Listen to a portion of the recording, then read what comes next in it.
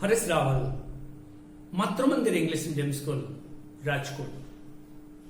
So today we are going to discuss the chapter number 1, the portrait of a lady, which one is written by Khushwant Singh. So here in this first episode, we are going to discuss about the chapter sketch, about the characters, and about the writer. So this is a story which one is based on the childhood of our writer Khushwant Singh. The bondage, the relationship with his grandmother, and so that the title is quite appropriate, given by Khushwant Singh. So first of all,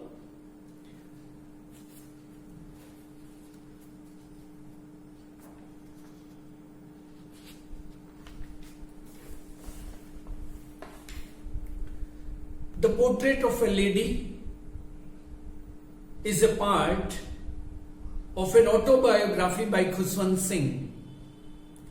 In this story, the author draws a pen portrait of his grandmother. He beautifully unfolds their relationship and how it undergoes several changes. In other words, the story is loving tribute from a grandmother to his grandfather. The story gives a picture of human relationships. It is a realistic account of how the grandparents give all their time, attention, and love to their grandchildren. So this is the chapter sketch. इस chapter के अंदर जो पूरा theme है, जो background है, plot है इस चैप्टर का, वो वही है कि जो अपने ग्रैंड पेरेंट्स है वो अपने ग्रैंड चिल्ड्रन को कितना लव, अफेक्शन, कितना वो संस्कार देते हैं, जो प्रेम देते हैं, जो उनको नर्चरिंग करते हैं, ओवरऑल डेवलपमेंट इनका हो, इसके लिए पूरी उनकी जिम्मेदारी उठाते हैं.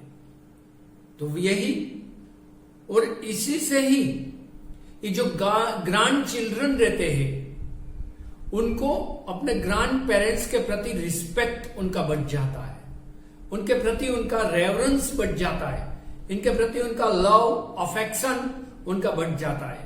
और यही हमारी सनातन संस्कृति में भी सिखाया जाता है.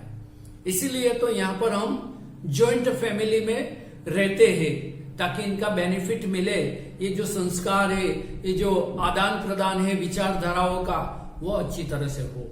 तो यहां पर यही बात बताई है कि पेरेंट्स से भी ज्यादा जो बच्चों को अच्छी शिक्षा दे, अच्छे विचार दे, अच्छे आचरण को समझाए, वो ग्रैंड पेरेंट्स होते हैं. और इसीलिए ये बात बचपन में जो इंसिडेंट हुए, जो एक्सपीरियंसेस हुए, जो घटनाएं हुई, उनकी असर ये खुशवंत सिंह हमारे राइटर है, उनके जीवन में बहुत बड़ी रही. और इसी के इंप्रेशन में ही उनको एक ट्रिब्यूट के भाव में, एक श्रद्धांजलि देते हुए इन्होंने ये चैप्टर को लिखने का प्रयास किया है. Now about the characters. इस स्टोरी के अंदर मेनली 2 ही कैरेक्टर है जो हमारे सामने, जिनके जीवन क्रम हमारे सामने आता है.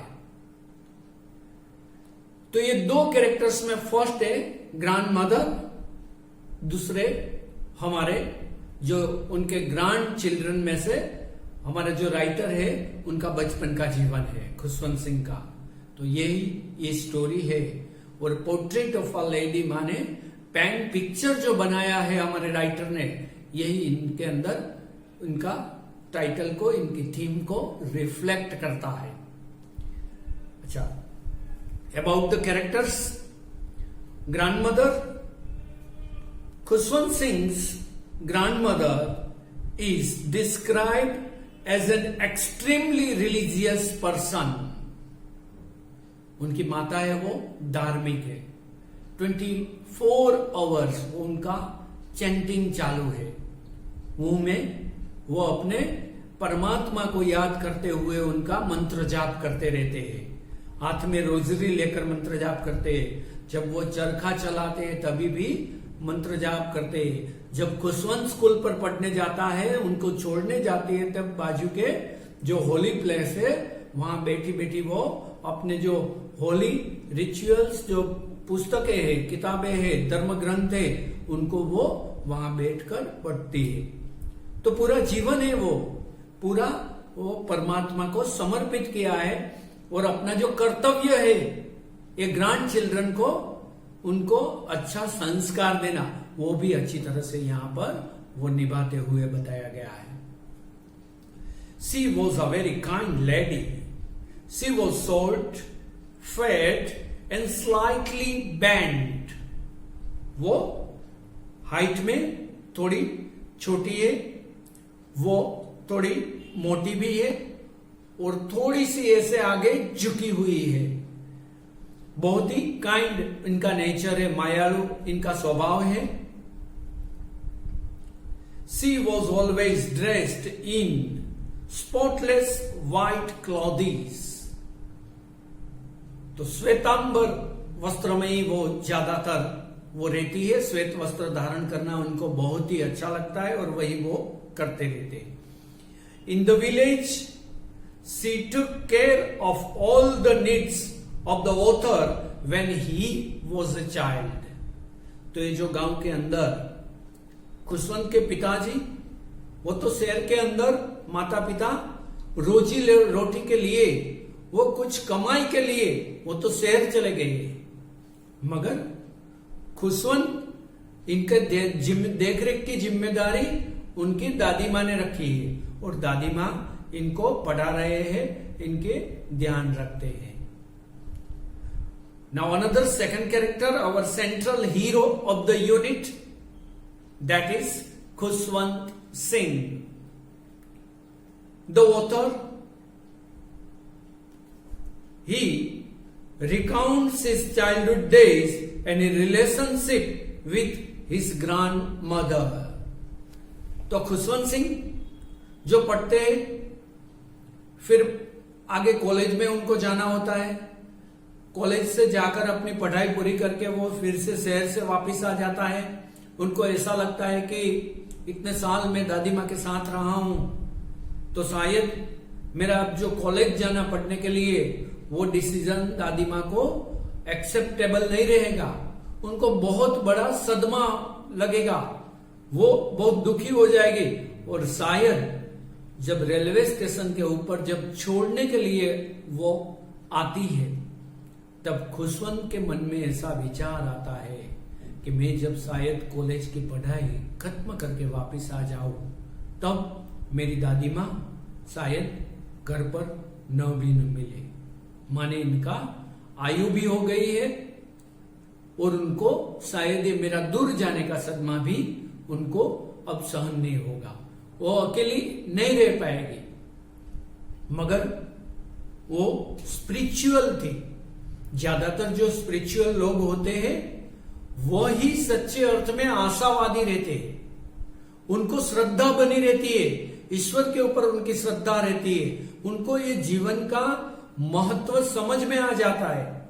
और वही लोग जो भी सुख जीवन में आए या दुख जीवन में आए, कंफर्ट्स लाइफ में आवे या ना आए, मगर वो पूरी स्वस्थता से अपने जो मेंटल बैलेंस है उनको अच्छी तरह से वो रखते हैं, और वही जीवन जी लेते हैं। खुशवंत को भी ये मिरेकल लगा। जब वो कॉलेज खत्म करके वापस आया तो उन्होंने देखा कि उनकी दादी माँ वो ऐसे ही उनको रिसीव करने आती है। उनका घर पर आना पढ़ाई पूरी करके, तो उनके लिए भजन मंडली वगैरह वो बुलाती है। वो अच्छी तरह से अपना चैंटिंग भी करती है। वो जो घर के वरंडा के अंदर जो बर्ड्स है उनको रोज चपाती माने स्टेल जो रोटी होती है वो उसके छोटे छोटे टुकड़े करके वो बर्ड्स को भी देती है। रास्ते में जब स्कूल छोड़ने जाती थी तब वो रास्ते में कुत्ते के लिए भी ये चपाती लेकर जाती थी।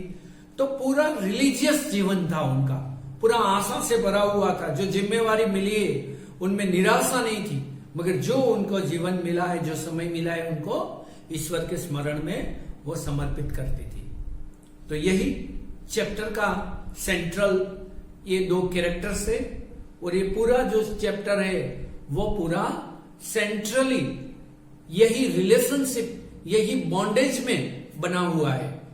आपको अपने दादा दादी की भी, आपको भी ऐसे बहुत से अनुभव रहते हैं कि दादा दादी के साथ उनको अच्छी अच्छी बातें सीखना, उनके पुराने अनुभव में से बहुत अच्छा ज्ञान मिलना, बहुत अच्छे अच्छे हमारा जीवन का जो निर्माण हो, एक वैचारिक क्रांति हमारे अंदर आए, आत्मविश्वास हमारे अंदर आए, वो सभी बातें हमें भी अपने बुजुर्गों से सीखने को मिलती है। तो ये दो बातें हम यहाँ अभी पर इसी एपिसोड के अंदर करते हैं। आपको होमवर्क के रूप में इस नेक्स्ट एपिसोड जब मैं लेकर आऊं तब तक ये पूरा यूनिट पढ़ लेना है। नेक्स्ट एपिसोड में मैं हाइलाइट्स ऑफ द स्टोरी ये आपको बताऊंगा। Okay, all the best, have a nice reading. Thank you.